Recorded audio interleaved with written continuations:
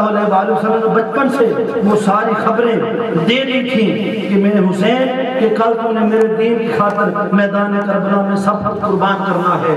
مارا جل بحرین، پھر تو جا رہا ہوں. دو دریا تھے، دو سمندر تھے، اور اگر میں دو سمندروں کا تعارف کرواؤں تو سمندر تو پھر سمندر ہے.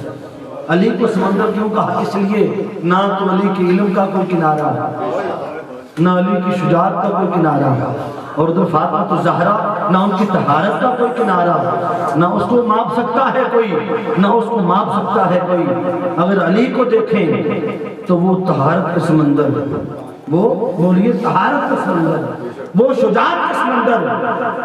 تاجدار کائنات صلی اللہ علیہ وآلہ وسلم نے ارشاد فرمایا، حضرت جابر بن عبداللہ روایت فرماتے ہیں، قال سمعت رسول اللہ صلی اللہ علیہ وسلم یقول الناس من شجر شتى، میرے آقا ساری کائنات ایک ہی درخت سے ہے. وانا وعلی من شجر، ساری کائنات شتى مختلف درختوں سے ہے. اور فرمایا انا وعلی من شجرۃ واحدہ، میں اور علی ایک ہی درخت سے ہیں. میری اور علی کی جڑ ایک ہے. ہم دونوں دیکھنے میں دو ہیں، حقیقت میں ایک ہے. ہماری حقیقت ایک ہے، ہماری جڑ ایک ہے. اور پھر حضرت علی شیر خدا کے مناقب میں حضور تاجدار کائنات صلی اللہ علیہ وآلہ وسلم نے اس منظر کا ایسا تعارف کروایا. میں آپ کے سامنے وہ حدیث رکھ دیتا ہوں اور آپ سنیں اور اپنے ایمان کو تازہ کریں. حضور تاجدار کائنات صلی اللہ علیہ وآلہ وسلم نے فرمایا، علی شیر خدا کہ میں علم کا شہر، علی اس کا دروازہ. غور کرنی ہے، انا مدینہ العلم ولی بابھا، میں علم کا شہر، علی اس کا. اب علم مصطفیٰ کیا ہے؟ سارے کا سارا قرآن علم مصطفیٰ ہے. انکا لالا خلق عظیم. تاجدار کائنات صلی اللہ علیہ وسلم بالوں سے لے کر پاؤں تک سراپا قرآن ہے. کسی کو شک بولیے، اگر کوئی شک کرے گا ایمان سے جائے گا. کیوں؟ والضحیٰ، میرے آقا کے چہرے کا نام قرآن. واللیل اذا سجا، میرے مصطفیٰ کی زلفوں کا نام قرآن. ما زاغ البصر وما طغى، میرے آقا کی آنکھوں کا نام قرآن. الم نشرح، میرے آقا کے سینے کا نام قرآن. وما ينطق عن الهوى ان هو الا وحی یوحی، میرے مصطفیٰ کی بولی کا نام قرآن. میرے آقا مکہ کی گلی میں چلیں، لا اقسم بہذا البلد وانت حلم بہذا البلد کہہ کر اللہ قرآن بنا دے. میرے آقا کے خلق کی بات آ جائے، انکا لعلی خلق عظیم کہہ کر اللہ قرآن بنا دے. میرے آقا نماز میں کھڑے ہو، قد نرا تقلب وجهک فی السماء کہہ کر اللہ قرآن بنا دے. میرے آقا چہرہ پھیر لے، فلا نولینک قبلۃ ترضاها کہہ کر قرآن بنا دے. میرے آقا کے رضا کی بات آ جائے، ولسوف یعطیک ربک فترضی کہہ کر قرآن بنا دے. میرے آقا پر عطا کی بات آ جائے، انا اعطیناک الکوثر کہہ کر اللہ قرآن بنا دے. میرے آقا کی رحمت کی بات آ جائے، وما ارسلناک الا رحمۃ للعالمین کہہ کر اللہ بولیے قرآن بنا دے. تو میرے مصطفیٰ کی حقیقت قرآن. انا مدینہ العلم ولی بابھا، میں علم کا شہر، میں قرآن. جس سے مجھ تک آنا ہے علی کے دروازے پہ چلا جائے. علی کے دروازے کے بغیر اس قلعے میں داخل ہوا جا سکتا بھی؟ دیکھنا، یہ امام بارگاہ ہے، اس کا ایک وہ دروازہ ہے، اور اگر کوئی ادھر ادھر سے دیوار پھاڑ کے اندر آ جائے، یا وہ چور ہوگا، یا وہ ڈاکو ہوگا، یا وہ منافق ہوگا. جناب حق کی مرتبت پہ بلند تر صلوات.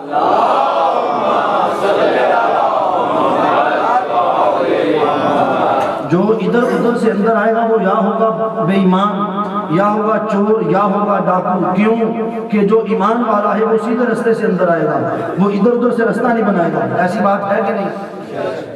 علم کا شہر مصطفیٰ، دروازہ علی. اب جو کوئی ولایت کی بات کرے اور علی کی ولایت، علی کو ولی نہ مانے، علی کو امام المتقین نہ مانے، وہ ولی ہو سکتا؟ کیوں کہ جس کو بھی ولایت کی خیرات ملی ہے وہ در علی شیر خدا سے. ایک سمندر علی، ایک سمندر فاطمہ الزہرا، اور جب دو سمندر مل گئے تو دو موتی آ گئے، ایک لولو اور ایک مرجان. تاجدار کائنات صلی اللہ علیہ وسلم حضرت علی شیر خدا کے گھر سے پیغام آیا کہ آقا ہمارے گھر تشریف لائیے. آقا علیہ السلام تشریف لے گئے. علی خیریت ہے کہ آقا یا رسول اللہ رب کائنات نے شہزادہ دیا ہے، امام حسن کی ولادت کی، پوچھا اس کا نام کیا رکھا ہے؟ عرض کیا آقا شبر، اس کا نام رکھا شبر، فرمایا اس کا نام حسن رکھا، شبر سے بدل کے حسن رکھا۔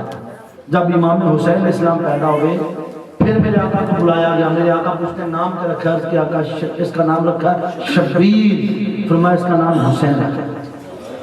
اور جب تحقیق کی تو پتہ چلا کہ روئے زمین پر 7 لاکھ انبیاء میں سے نہ کسی نبی کا نام حسن و حسین ہوا، نہ کسی نبی کی اولاد کا نام حسن و حسین ہوا۔ رب کائنات نے دونوں نام اپنے حسن کے پردوں میں چھپا کے رکھے تھے اور یہ خاص کر دیے گئے تھے آقا تاجدار کائنات صلی اللہ علیہ وسلم کے نواسوں کو۔ تاجدار کائنات صلی اللہ علیہ وسلم نے جس طرح پھر حسین کو پالا، آقا علیہ السلام نے فرمایا الحسین منی وانا من الحسین۔ اور اس حدیث کا اگر پس منظر دیکھیں، میرے آقا مدینہ کی گلی میں جا رہے ہیں، صحابہ کرام ساتھ ہیں، امام حسین علیہ السلام کھیل رہے تھے۔ آقا علیہ السلام جب گلی میں پہنچے تو تاجدار کائنات صلی اللہ علیہ وسلم نے اپنے گھٹنے زمین پہ لگا دیے، فرمایا حسین میری گود میں آ جاؤ، حسین آ جاؤ میں تجھے چون لوں۔ امام علی مقام امام حسین آگے بھاگ پڑے، میرے آقا پیچھے ادھر ادھر اس کو آخر پکڑ لیا، پکڑ کر اپنی گود میں بچھایا، چوما، پھر فرمایا سنو صحابیوں میرے غلاموں الحسین منی وانا من الحسین، حسین مجھ سے ہے میں حسین سے۔ اتنی تو بات آتی ہے، حسین کا مصطفیٰ سے ہونا یہ سمجھ میں آتا ہے، چھوٹے بڑوں سے ہوتے ہیں، مگر مصطفیٰ کا حسین سے ہونا یہ سمجھ میں نہیں آتا۔ یہ تب سمجھ میں آیا جس دن میدان کربلا بقا ہوا۔ اس حدیث کی تشریح زمانے کو تب پتہ چلی کہ کربلا سے پہلے سے لے کر حسین مصطفیٰ سے تھا، کربلا سے لے کر قیامت تک مصطفیٰ کا دین حسین کی قربانی سے باقی رہا۔ حضور تاجدار کائنات صلی اللہ علیہ وسلم نے جس طرح پالا اور پال کر زمانے کو دیا، دوستان محترم بچپن سے باخبر کر دیا کہ حسین نے میدان کربلا میں شہید ہونا ہے۔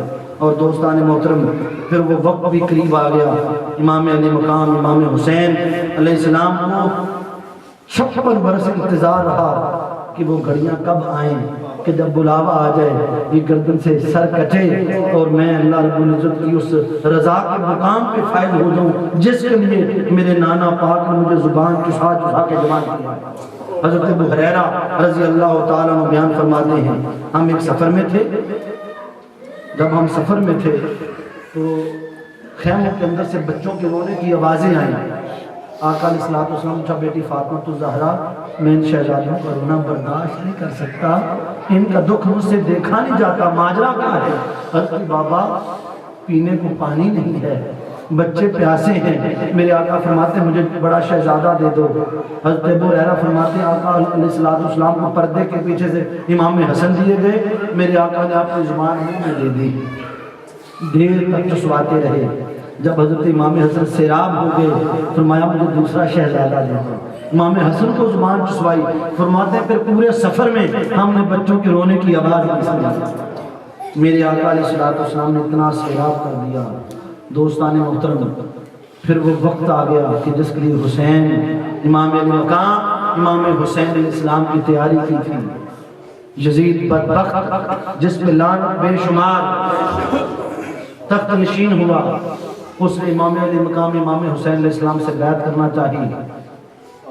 مروان کہنے لگا، ولید کہنے لگا کہ آج موقع ہے حسین کی بیعت زبردستی کر لو، اگر بیعت نہیں کرتا حسین کا سر کاٹ دو۔ جو امام علی مقام نے سنا فرمایا بدبخت اس مدینہ کی سرزمین پر کوئی ماں نے لال پیدا نہیں کیا جو حسین کے خون کا ایک قطرہ بھی گرا دے۔ میرے نانا نے مجھے شہادت دی ہے، میں نے شہید ہونا ہے میدان کربلا کی سرزمین پر۔ امام علی مقام امام حسین علیہ السلام پر وہ وقت آ گیا آج سے 4 ماہ پہلے، جب 4 ماہ پہلے امام علی مقام امام حسین علیہ السلام ماہ رجب تھا، جب امام علی مقام امام حسین علیہ السلام نے مدینہ چھوڑا۔ کیوں؟ امام علی مقام امام حسین علیہ السلام کا یہ یقین ہو چکا تھا کہ یزید بدبخت اپنی بیعت کو مجبور کرے گا، کہیں ایسا نہ ہو کہ میری وجہ سے نانا کا حرم پامال ہو۔ اس لیے آپ نے فیصلہ کر لیا کہ اب میں مدینہ چھوڑ کے مکہ چلا جاتا ہوں تاکہ حج کے دن آئیں گے، اس کے بعد پھر آگے کربلا کا سفر اپنی شہزادوں کو تیار کر لیا۔ اہل مدینہ نے کہا حضور آپ نہ جانا،